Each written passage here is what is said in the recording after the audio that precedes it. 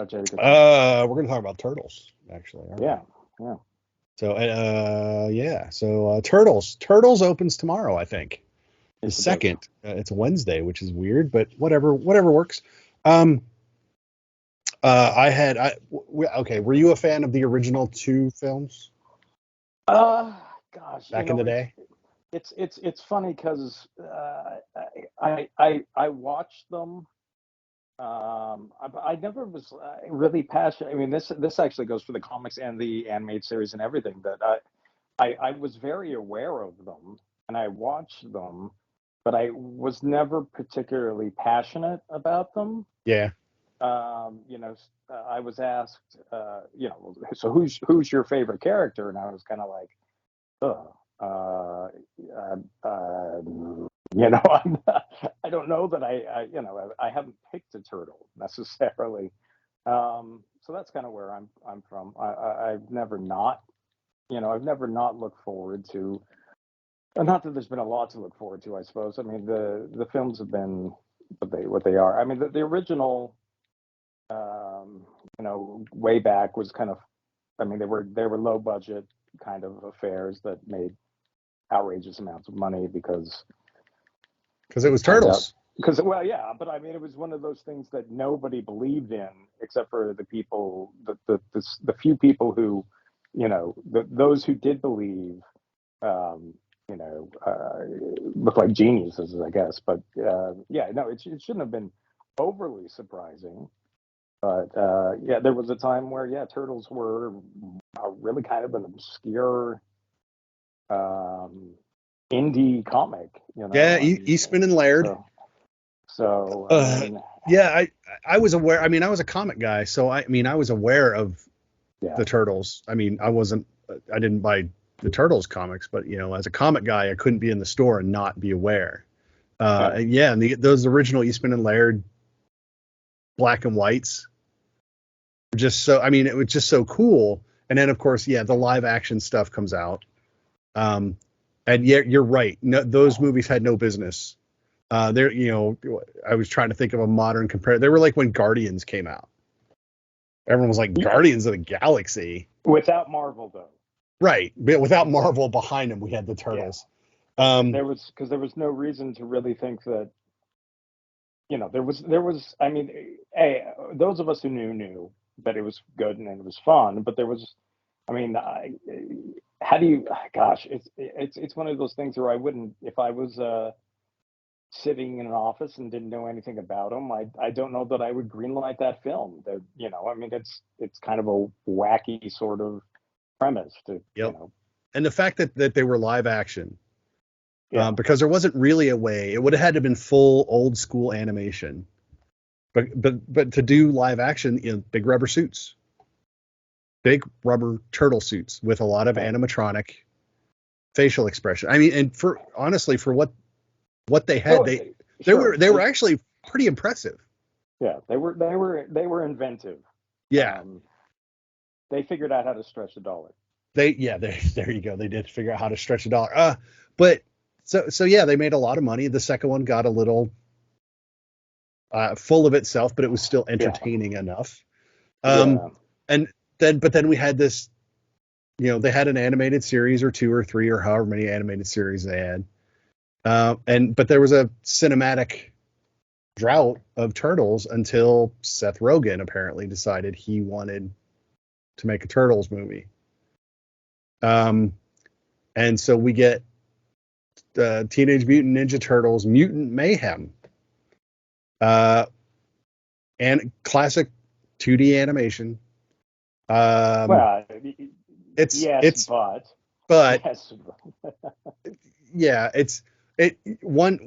You could argue that it's almost rotoscoped stop motion is kind of the look. Yeah, there's certainly similarities to aspects of Spider-Man into the Spider-Verse, but it's more focused and maybe not as exciting, I suppose, but it retains a style from start to finish.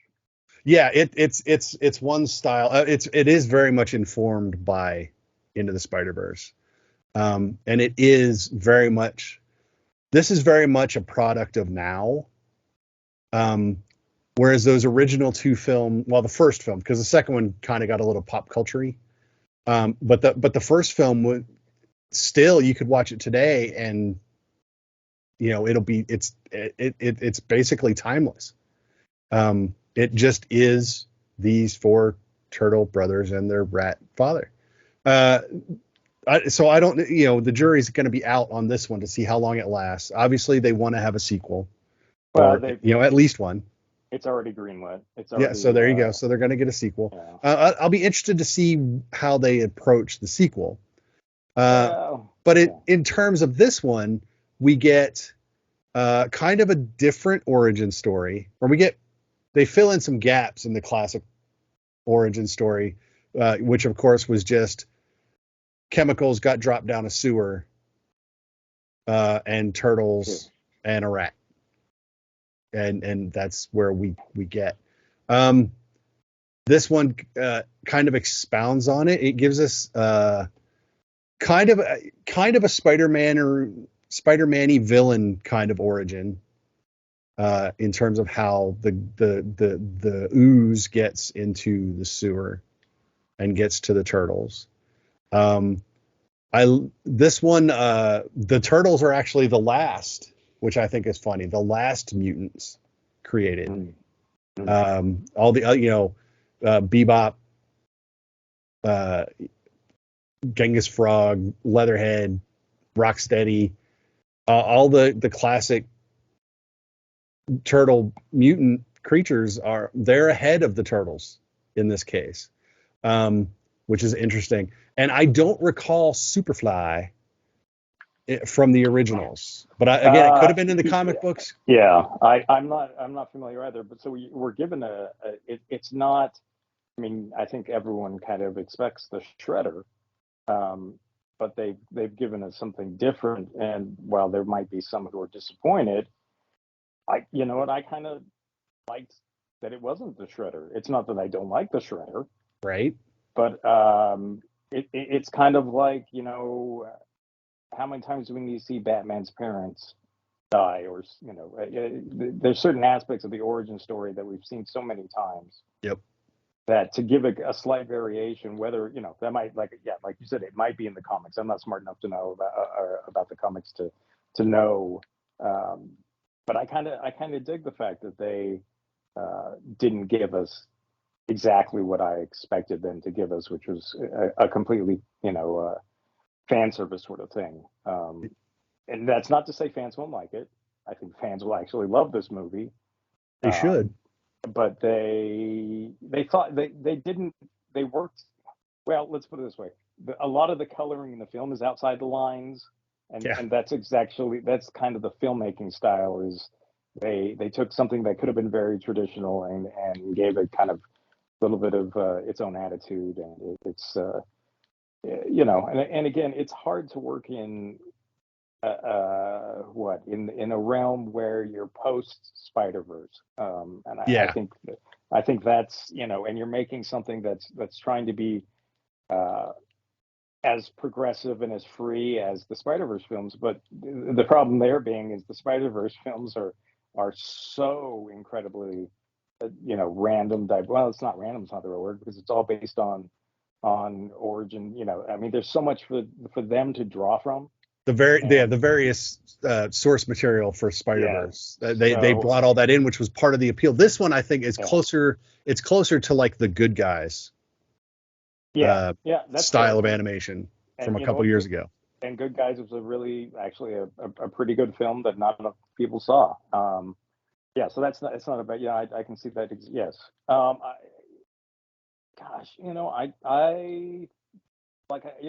was sort of ambivalent about seeing this. I not like, oh, I don't want to see this, but it was kind of. And again, maybe we blame Spider-Man, but it's kind of like, well, I've seen what probably is going to be the best animated film of the year. I can't really imagine anything topping it at this point. Not that I'm not open to it.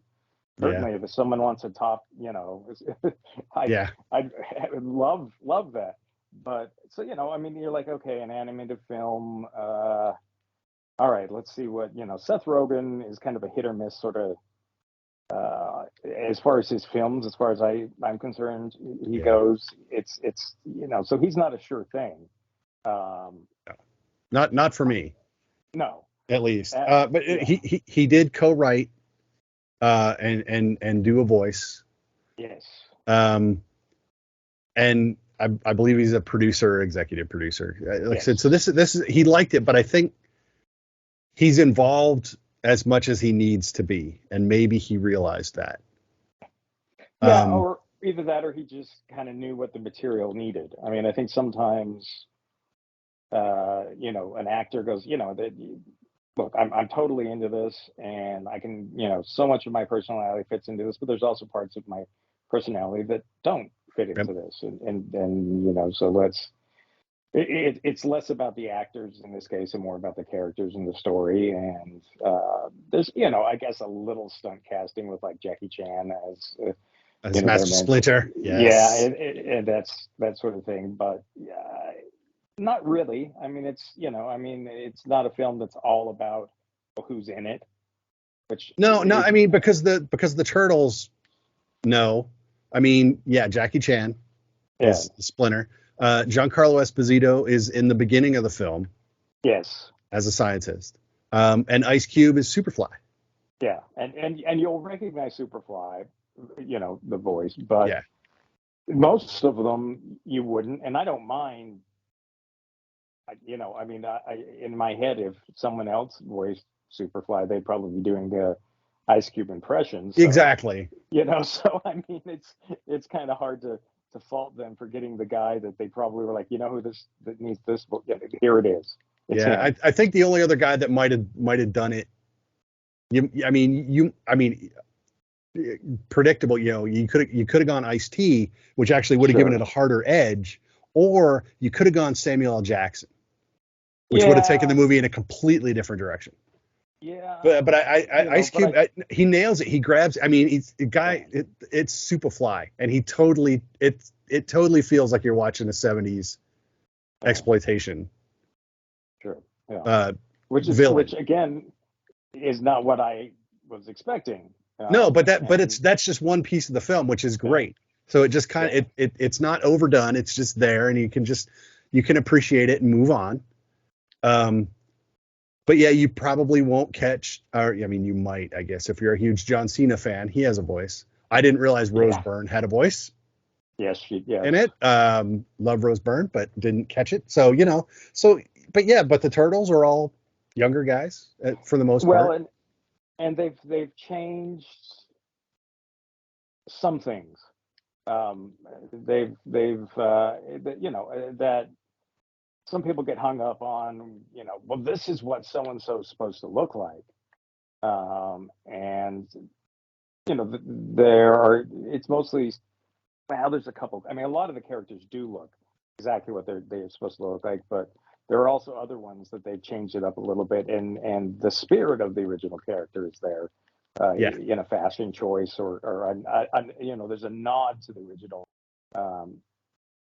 but not necessarily, if you're expecting, there's certain characters that are different than we have seen them in previous iterations that have all seemed to kind of stick to the same sort of, this character looks like this and this character looks like this.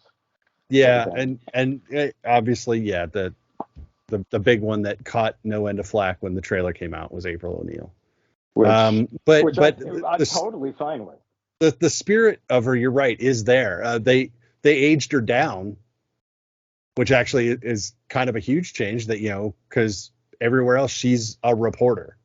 She's an adult. And Whereas in this one, she's like. She's a high school kid, aspiring journalist. Yeah.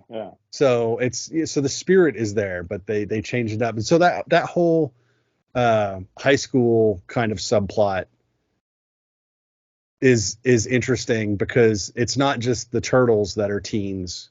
Yeah, it's basically everyone around them.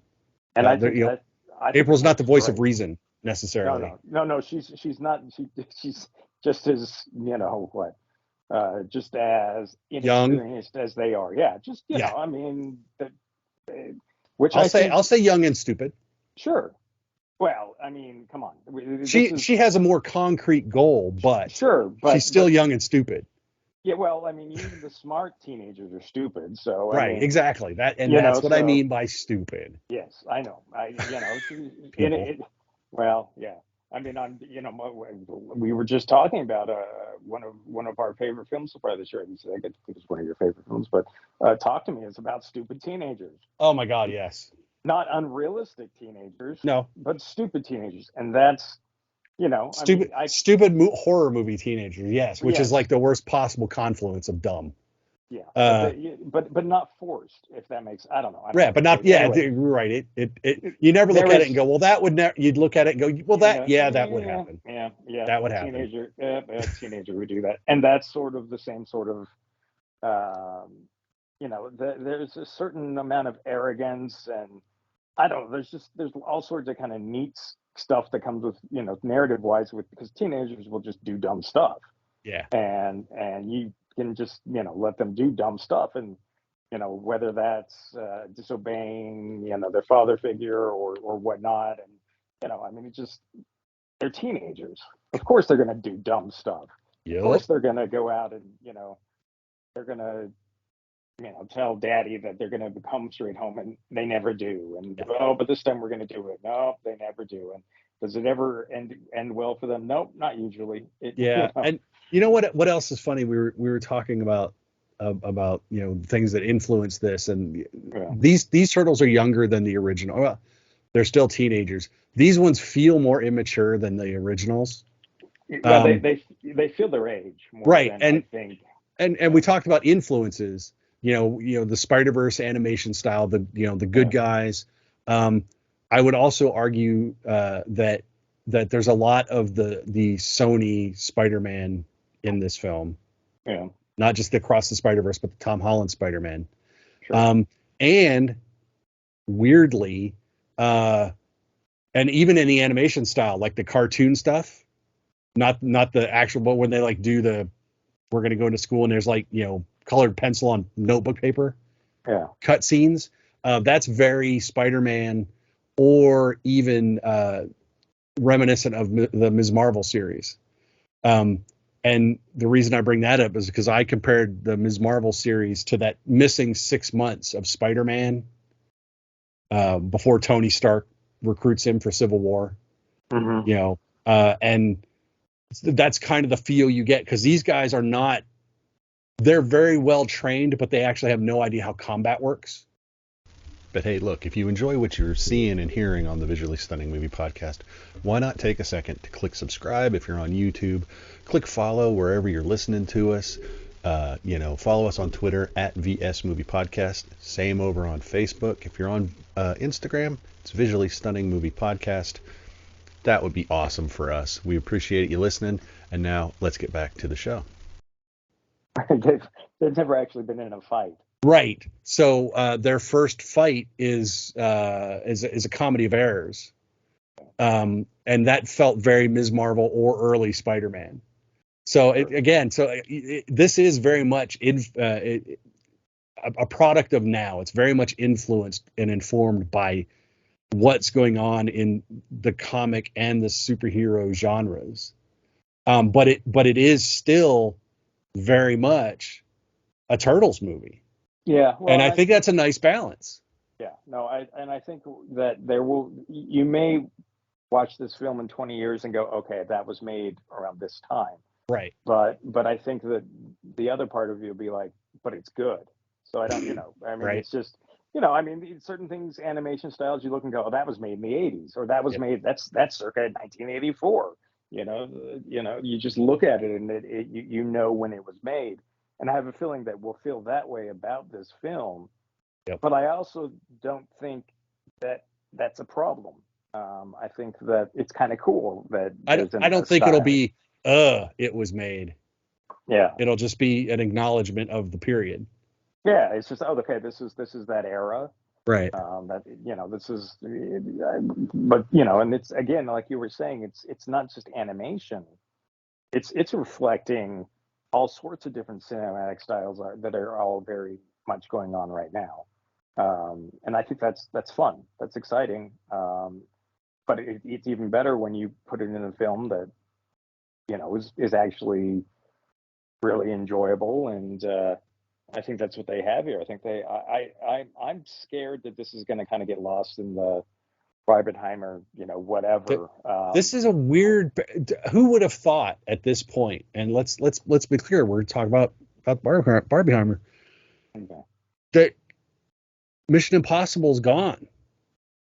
We've already washed away Indiana Jones from a month ago. Yeah. Mission Impossible is kind of gone. Elemental has legs, and people were writing it off. I mean, I didn't. I said I enjoyed it. Well, and here's another funny thing: is it quietly in the background, Insidious has done 170 million worldwide, and we're talking about a 16 million-dollar film that has made, even if they spent 50 million on promoting marketing, that which film, they didn't. No, I don't think they did. They're looking at, Sony on that is looking at 150 million profit, easy. Yeah. Easy. And that's insane because none of us are talking about it because we have this other phenomenon going on. It's such a weird time for cinema. And then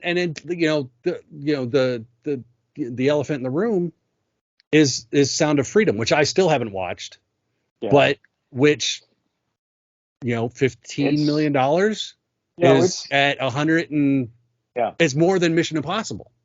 Yeah, and which is nuts. I haven't seen that, and we've discussed that off. But I'm just saying, in terms of movies right now, this is nuts. Yeah, it's there are a couple films, so clearly people will go see movies. It's just impossible to know what movie they're going to go see right now, right? Because because it wasn't like Mission Impossible is any good. It is. But it didn't do as it did okay overseas, but it didn't really do much here. It didn't have the Top Gun spillover that I think. And I'm shocked because I was all in. I was convinced that movie was like, no, it's just gonna. I mean, I thought it was gonna roll on opening weekend and be fighting for number one on the next week because the next week was Barbieheimer. Yeah. So, but hindsight, But I still think I think Mission Impossible still has a little left in it. But yes, is it going to be is it going to be fighting for number one? No, it's going to be at number 5. Yeah. And they'll have to, live with the fact that it's floating at number 5. It's just, I think last week's Haunted Mansion. It got completely obliterated because of second week hype. Yeah. And we're not used to, even pre-pandemic, second week hype was not really a thing anymore.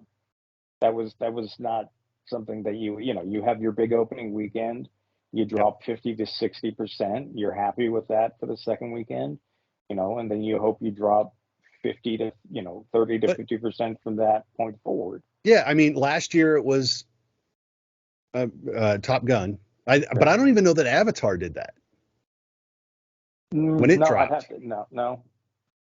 No, I don't. And to have 2 movies right doing it at that's the part that I think. Well, and I guess if you want to put Sound of Freedom in there, it's going up. There's 3 movies right now that are doing just kind of like unexpectedly well, and then maybe you branch out and put Insidious in there, even though horror has a much shorter. That's debuting on digital right now. Oh yeah. But just the fact that it came out in early July and did 170 million worldwide. I haven't seen it, but I will. But I think it's just fascinating that we have some really uh, films that are making a lot of money that maybe weren't expected to, and then we have films that were expected to make a lot of money that didn't and haven't. And it's not like the money isn't being spent and tickets aren't being bought, but it's just going in places where I don't think any of us predicted. And so let's be clear, that's good, because that's fine. what that does is it keeps Hollywood guessing, so they can't just continue to churn out the same stuff. Yeah. So it's not, and let's be clear, I don't think we disliked any of the movies that we just mentioned in the last 5 minutes.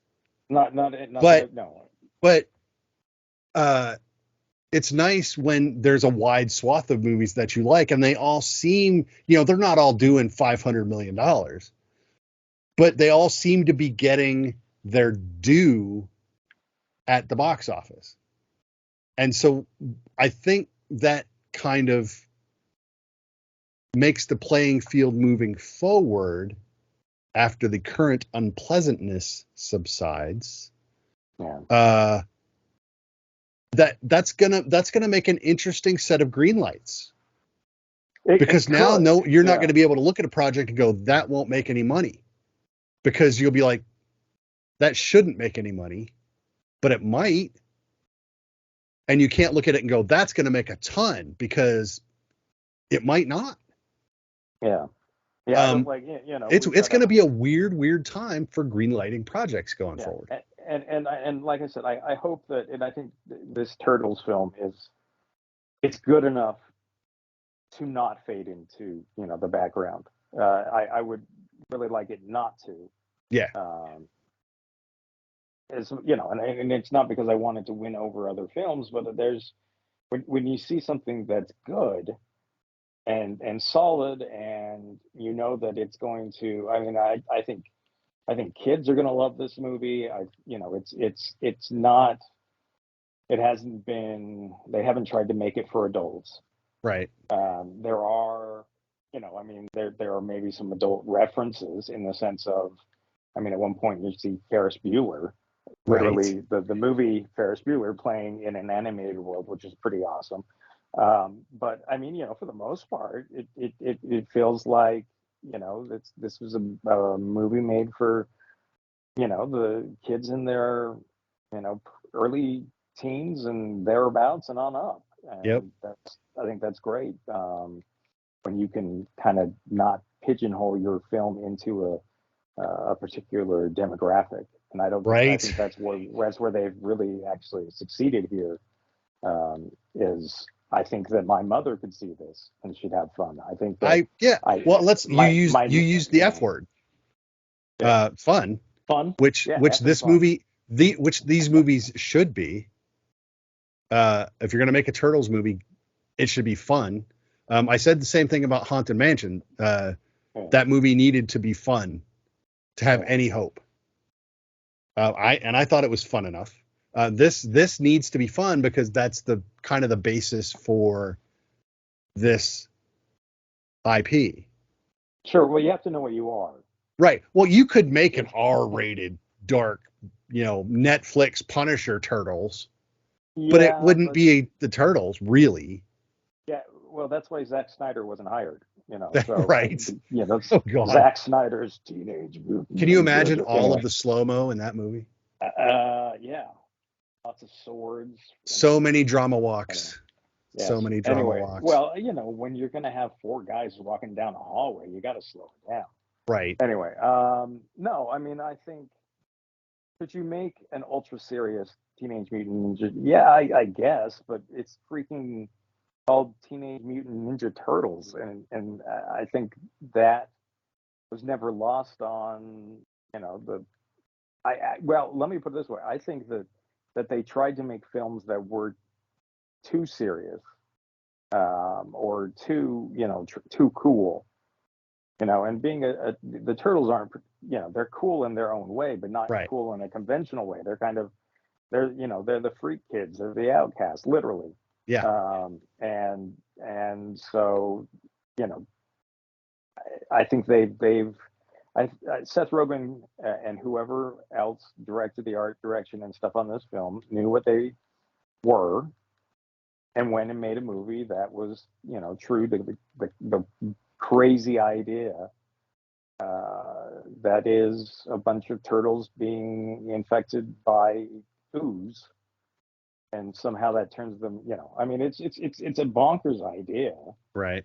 I mean, if you were to, say, I've got this idea. Okay, so there's these turtles, right?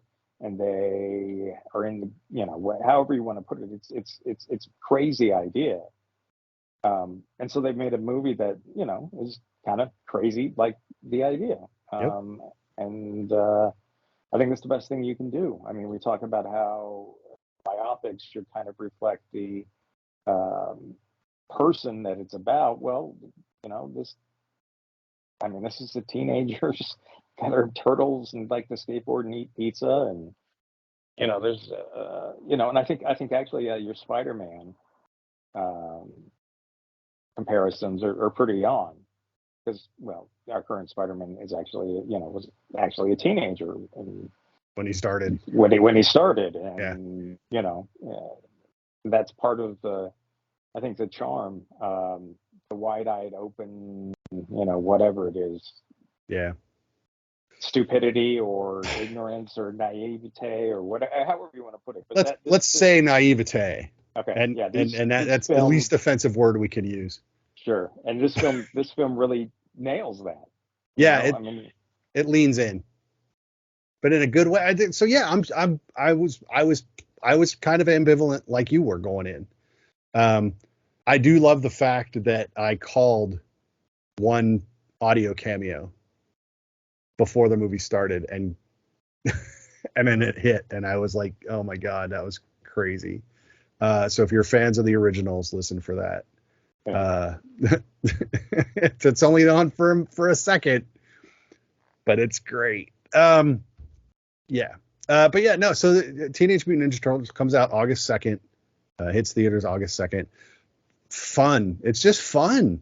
So leave your garbage at home and go watch a really interestingly animated film about 4 Teenage Mutant Ninja Turtles and their rat dad in the sewer.